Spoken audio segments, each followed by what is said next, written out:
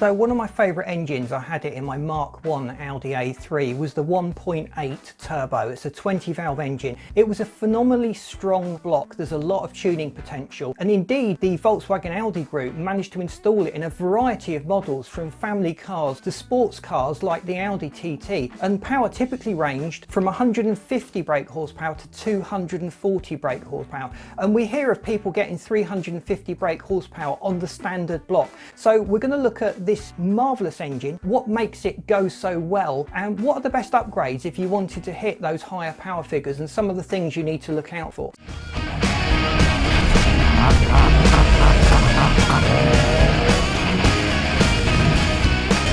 So the 1.8T engine has won lots of awards. It appeared in Ward's 10 Best Engines in 97, 98, 2001, 2002 and 2003, which is quite an accolade over that time period to have an engine that was consistently performing well in this important, prestigious award. We're going to be looking at the KO3, the KO3S and the KO4 Turbo, how they can be tuned, how you can swap them around and performance alternatives to those. And we're also looking at tuning the 1.8T engine. A lot of people have said the engine block is capable of handling 350 horsepower, so we're going to look at how to achieve that, and we're also going to look at the typical problems and pitfalls that you get when you start tuning the 1.8T engine. So the 1.8T has got a long history with Volkswagen Audi Group. They tend to reuse their designs on blocks over and over again and just revise them. Way back in 1972 we had the first edition of this engine block come out. It was the EA287. We're going to focus on the more recent EA113 variant, the 1.8 turbo, which was fitted in so many different cars, and it really is a sparkling engine and it has lots of untapped power and potential. I've got a small favour to ask. Please drop us a like, because that really helps us to get out there. Please also use the comments section. Tell us what car you've got, what engine you've got, because that'll help me to tailor future videos so they'll be of interest to you personally.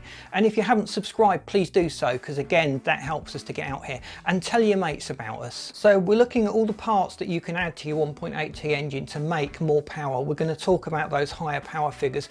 We're also going to look in depth at the very different turbo options that you've got and different upgrades that you can do to this great engine. Volkswagen did eventually replace the 1.8T with the EA888 version, which was a direct injection TFSi version. We're not going to talk about that. We've got another video coming up in my production list that covers that car. We're going to look at the original 1.8T with 20 valves. So there's not be an even number of valves per cylinder. You get 8 valve engines, 16 valve engines, 32 valve engines. So it just seems a little bit odd that the Volkswagen Audi group came along and decided on 20 valves. Well, it's actually the exhaust valves that only has 2 and the intake had 3. So that's 5 valves per cylinder, 4 cylinders, 20 valves. By adjusting the intake valves, you could increase the airflow into the engine, which actually helped with the low speed economy and the atomization of fuel as it went into the engine itself. So it was a very, very clever design. Some of the engines came out with variable valve technology. Some of the engines had forged cranks and forged pistons, and they're the really strong engines that can tolerate about 350 brake horsepower. There was also 2 versions of head fitted to this engine. There was a small port size and a large port size. So generally speaking, the higher powered versions, I had the AGU engine, which was forged bottom and forged crank and forged pistons. Peak power was typically delivered between 2000 RPM and 5000 RPM, so there was a nice spread of decent usable power in the standard engine. So if you had an engine that had the softer bottom end or didn't have the big port head, swaps are certainly possible. It's a very, very modular design, so if you have got a basic spec engine and you want to take the power levels up, certainly look to the Volkswagen Audi Group parts bin and just swap out some of the components. If you wanted to take it further, we'd certainly recommend getting the head ported and flowed, making sure the valves are opened up, you've got slightly larger valves in there.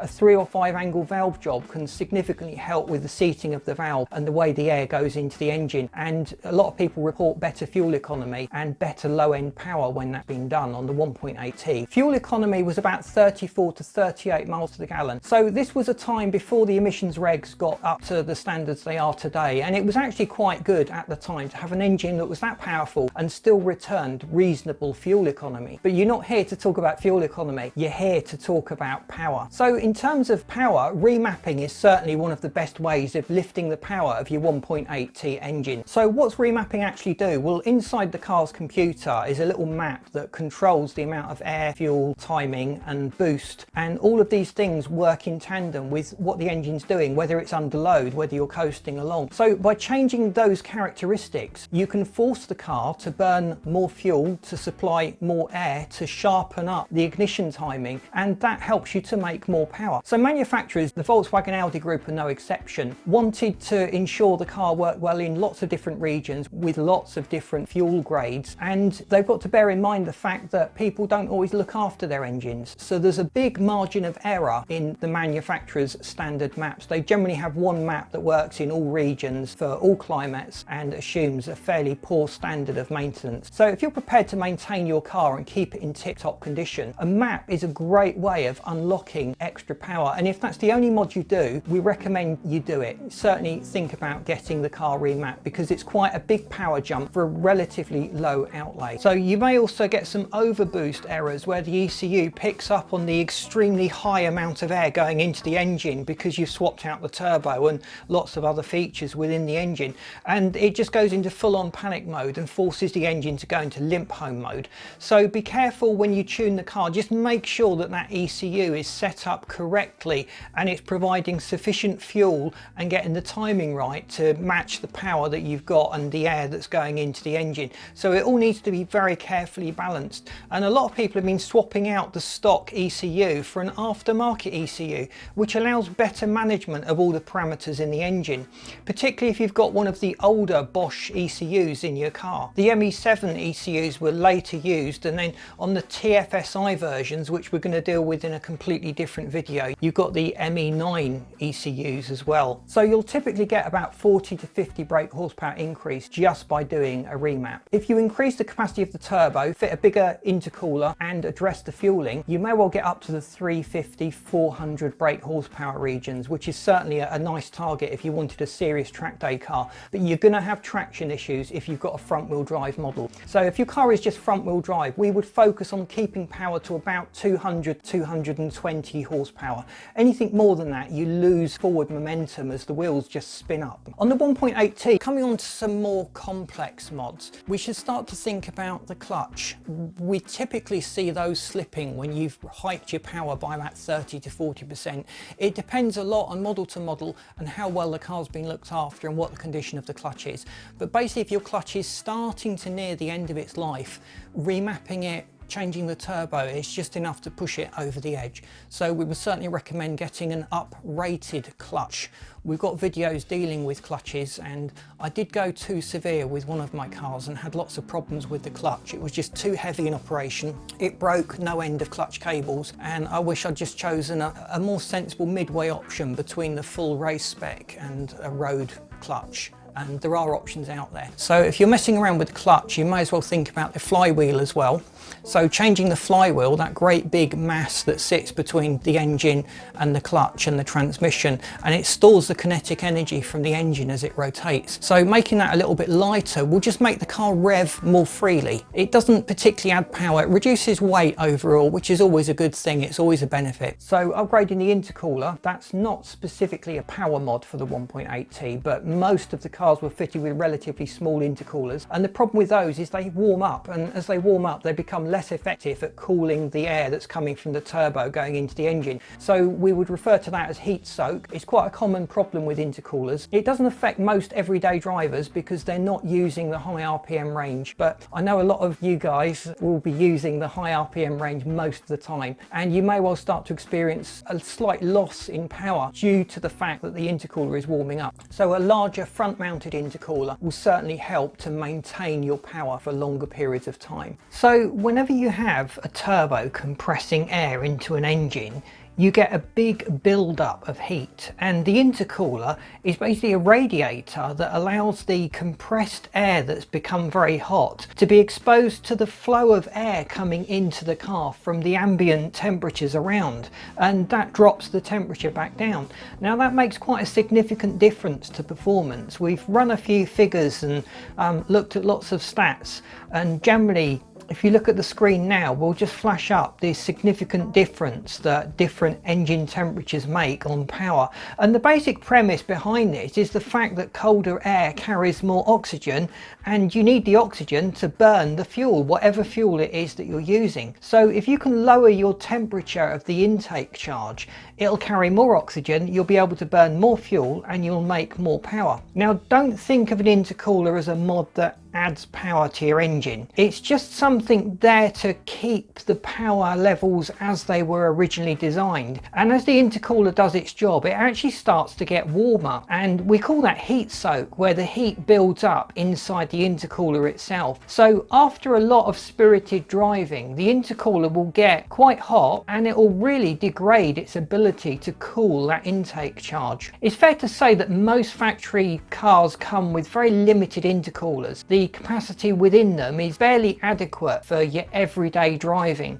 There's normally a very good argument for fitting an uprated intercooler to the factory one. It's normally much larger in size, the aftermarket ones, and they're best mounted at the front, which sometimes requires a little bit of modification to the front bumper just to make it all fit.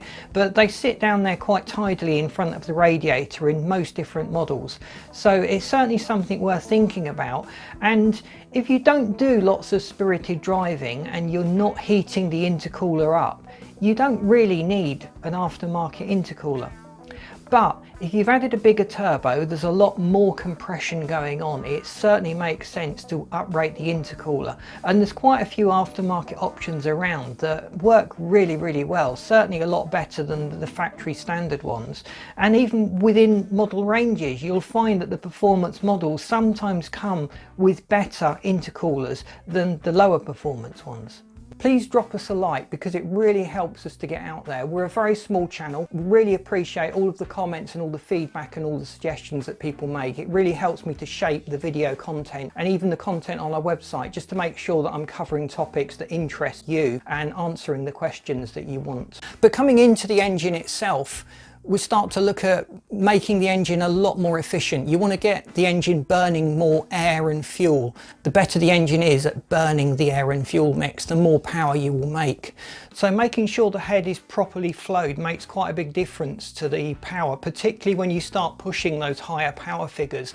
And just getting those channels going into the engine and opening up the valves, doing a 4 or 5 angle valve job, can really aid the fuel atomization and really help you to just pick out the maximum performance from the car. But obviously, if you really want the high performance from the engine and really to achieve its full potential, you need to swap out the fuel, because the knock limiters on the engine will be restricting the amount of power you can make on standard pump fuels. So just swapping to higher octane fuels or race spec fuels or some of the alternatives can make quite a big difference to the overall power that you get from your 1.8T engine. I've seen people just bolting on a fuel pressure regulator and upping the pressure of the entire fuel rail. So theoretically that will push more fuel through the injectors, but you do need to make an adjustment within the ECU so the map can take this all into account. Otherwise you're just running the engine rich, and that's never usually a good thing, especially if you've got a catalyst fitted to the car. So a 315cc injector will take you to power figures of around about 245 horsepower. The 550cc injectors will see power figures happily around about the 350 brake horsepower mark, and the 630cc injectors will allow you to hit around about 400 brake horsepower. So as a rule of thumb, add about 20% to the flow rate you actually need, and that gives you a little bit of headroom to work in your tuning project, and you may well be doing other upgrades in the future, so it'll keep you in good stead for that. The only other mod that I would consider doing on a 1.8T engine is the camshaft. So altering the cam profile will have a dramatic effect on the opening and closing of the intake and the exhaust valves. You've got to be careful, because if you get it wrong, you can make the car very lumpy in its tick over. You'll need to increase the RPM range of tick over, and it'll become quite hard to drive in traffic at low RPM ranges. So a mild fast road cam is usually what people put in the 1.8T, and that can certainly help to lift power. We've seen people getting about 10% more power just fitting a mechanical mod like a fast road cam. Obviously, if you're going to do a remap and upgrade the turbo and the fuel injectors, you can make a lot more power. So changing out the valves for larger valves is another way. You obviously need to enlarge the ports that those valves go into. but there are a few big valve conversion kits around for most of the engines out there. On the 1.8T, so for more power we need to start looking at the turbos. So there was 3 turbos used on the 1.8T. There was the KO3, the KO3S and the KO4. The KO3 was the older turbo. It had 12 blades and was available from 1996 to 2000. After that, the KO3S came out, which actually had fewer blades. It had 8 blades, but the KO3S can support about 220 to 250 horsepower, whereas the KO3 was limited to about 200 horsepower. The KO4 is the big daddy, and that's the one they fitted to the much higher powered variants of the 1.8T engine, typically in the TT and the more sporty models of car. And that turbo was quite phenomenal. It can flow and provide enough air to support about 300 brake horsepower. There's a few different variants of the KO4 turbo as well to look out for. There's the KO4 020, which doesn't have a temperature gauge aperture in the housing. The KO4 022, which again had no temperature gauge aperture in the housing. And the KO4 023, which did have a temperature gauge aperture in the housing. So that's the easiest way of telling these different turbo versions apart. Assume that most of the early cars had the KO3. There was a few regional variations, and a big frustration with the Volkswagen Audi group is they seem to almost randomly fit different turbos to different models in different regions just to make it hard. It's almost as if they just go out and see what's on the shelf and decide to throw that in the next 1,000 models that they release. So upgrades between the turbos are certainly a good way of taking yourself up to the next power level. There obviously are some physical differences between the turbos. The KO3 turbo, for example, won't bolt onto a KO4 manifold. There's also some plumbing differences, but if you swap the manifold and the turbo and get all of the ancillary plumbing right, it's certainly possible to swap these turbos around. And generally speaking, you can bolt on the larger turbos from the Volkswagen group on the standard map, on the standard engine, and it will still work. It won't work anywhere near as well as if you had it mapped properly, but it's tolerable. The KO4 has a little more lag at the bottom end, but produces a lot more power at the top end. The KO3S is a brilliant flexible turbo that gives you a good power delivery all the way through. And the KO3 was the little baby. It was reliable, it was good, but don't push it too hard, because if you do, you will reduce the life of that turbo. There's a few aftermarket turbos around which bolt on. They're available as kits, so they've got the correct manifolds and all the supporting ancillaries that you will need to get the turbo working. And these hybrid turbos often take a standard casing and they rework the internals, so you've got a more effective turbine on the intake or on the exhaust side, just to help you to put that power band exactly where you want it. And in some cases they use ball bearings or lower friction bearings rather than the thrust bearings that are often used in turbos, which add to the longevity of the car, can also aid the spool up characteristics and help the turbo to just spin more freely more of the time. On the 1.8T, you need to be very careful on your choice of engine oil. If you get the engine oil choice wrong, you will almost certainly suffer from sludge buildup, which will block the oil ways and kill the turbo. I've heard of a lot of people having turbo failures, swapping out the turbo but not addressing the sludge problem that happened because they chose the wrong grade of oil, and then having to do it all over again because the new turbo wasn't getting sufficient oil, so that just burnt out. So what happens is, as the sludge builds up, the oil in the turbo just starts baking and baking, and the finer elements of oil that aid the lubrication just burn off, so you're left with a thick sludge. So it just makes the problem worse and it accelerates away. So fully synthetic oils, and use the grade that Volkswagen specify. Don't cheap out on the oil that you fit to your 1.8T engine. It will come back to bite you at a future time. So we need to talk about safe limits on turbos. So a lot of people look at the headline power figure and they just think, I want the absolute max. Now if you do that, the lifespan of the turbo is going to be reduced. So the safe limits are basically what most people will agree the standard turbo can run to without sacrificing any of its factory life and factory reliability. So on the KO3, the accepted safe limit on that is about 190 brake horsepower. You can get more, but you will sacrifice the long-term life of the turbo.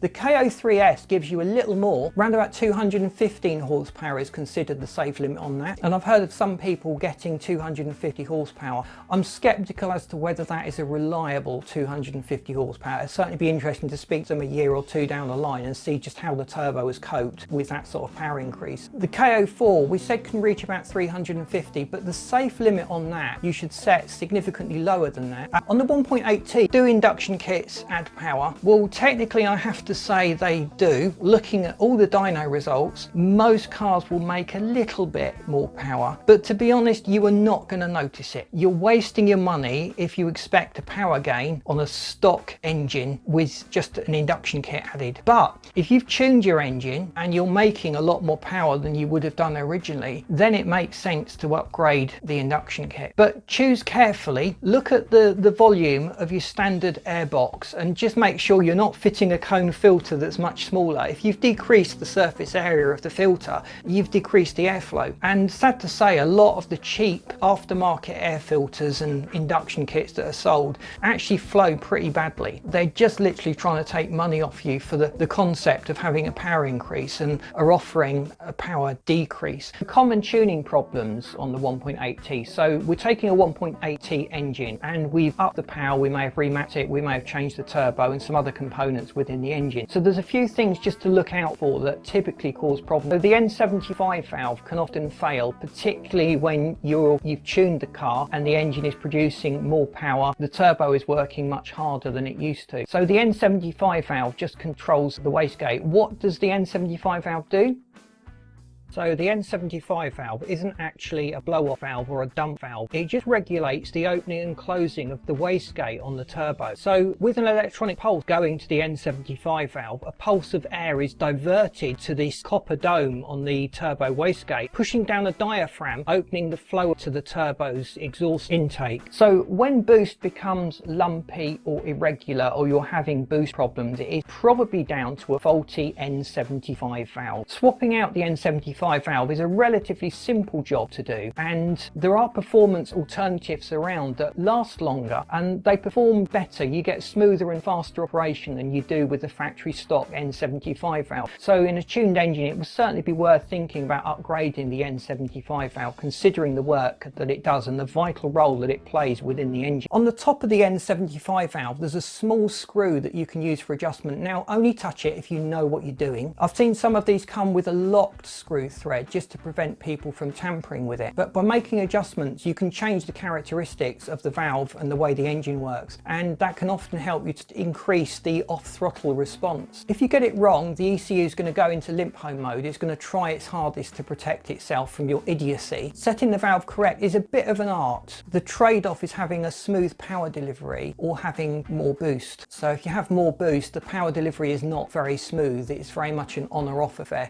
So you want to fine-tune it so it's somewhere between the two. If you turn it to the left, you'll get more boost going to the wastegate, but you'll get power spikes as the N75 valve opens and closes. Now some people swap the N75 for an N18 valve, but in my opinion you're just better off sourcing a performance version of the N75. When you're upping the power this much, it certainly makes sense to look at the fueling of the engine. Now there was a drive-by-wire variant of this engine and there were certainly some differences in the way they set up, but if you're tuning a car you want to over-specify your injectors so they're capable of supplying more fuel than you actually need, and that helps you to cope with the engine as it gets older, as those fuel injectors degrade, and it just avoids you hitting the flat spots if you had a sudden surge in power and needed that extra little bit of fuel. So the Motronic M3.8 ECU was typically used on the throttle cable versions. The drive-by-wire used the ME7. So pre-98 cars typically had stock injectors that are rated for about 205 cc's. They'll top out at 220 brake horsepower typically. The ME 7.1, 7.5 ECUs, they usually have the Bosch 315 cc injectors. Now these flow well to about 235 horsepower, and if you want to upgrade these, an easy upgrade is to look at the ME 7.9 engines, which use the 386 cc injectors. So these are typically also supplied with the KO4 turbo engines, and those injectors will flow to power figures of around 275 horsepower. So other manufacturers' injectors have been used. You've seen the Calibra yellows used, the Saab reds, and the Bosch range have got a few variants of their injectors that will deliver more fuel. So another common issue is where people fit a filter, an air filter, to the engine that is impregnated with oil, and what tends to happen is they over oil it. So if there's a lot of oil in that filter, that oil will eventually migrate as the air flows through the filter, and it will get onto the airflow sensor, and that will cause the airflow sensor to fail or to give false readings. So you'll notice hesitation, difficulties and flat spots within the engine, maybe even at certain RPM points. So if this has happened and you remove the MAF sensor and you find that it has got a film of oil over and it's slightly dirty, use an isopropyl alcohol solution to just clean it off very, very gently, and make sure it is completely clean and completely dry. Put it back together and hopefully you've addressed the problem, but then look at what caused the oil to build up, and it is almost certainly going to be the oil that was used in that performance filter. So just make sure that there's not too much oil. It's a good idea to have a light misting of oil on some of these filters just to trap the extra dirt particles, but don't overdo it. You're not going to help yourself by over oiling those filters. So atmospheric blow-off valves, a lot of people use them on tuned project cars, but it's not suitable for the 1.8T engine. So it's a very closed system, so that sudden loss of air from the system can cause the ECU to panic and throw up all sorts of fault codes and go into limp home mode because it thinks something is wrong. And certainly something is wrong in the engine, because it had all that air pressure and suddenly that air pressure has gone. So what your dump valve will typically do within the engine is when you lift off the throttle, it'll dump that air back into the intake, where it can help to keep the turbo spinning and you've got pressurized air ready to go back in. So you certainly don't get a flat spot when you go back on the throttle. Otherwise, if you didn't have one at all, when you lift off the throttle, you've just got a terrific build-up of air as the turbo is still producing lots of compressed air, and it has to go somewhere. So a lot of people use a blow-off valve to the atmosphere to create that nice swoosh sound, but we're not here to have nice sounding engines, or at least a lot of us are not here to have nice sounding engines. We're worried about the performance, and just dumping that nicely compressed air to the atmosphere is not a great idea in my book. So we've got videos coming up covering a lot of different aspects of the 1.8T engine, so if you haven't subscribed, please do so. So please drop us a like if you appreciate this video. If you've got some questions that you'd like us to cover in future videos, drop that in the comments. Let us know what car you've got as well, because we're planning some specific car tuning videos,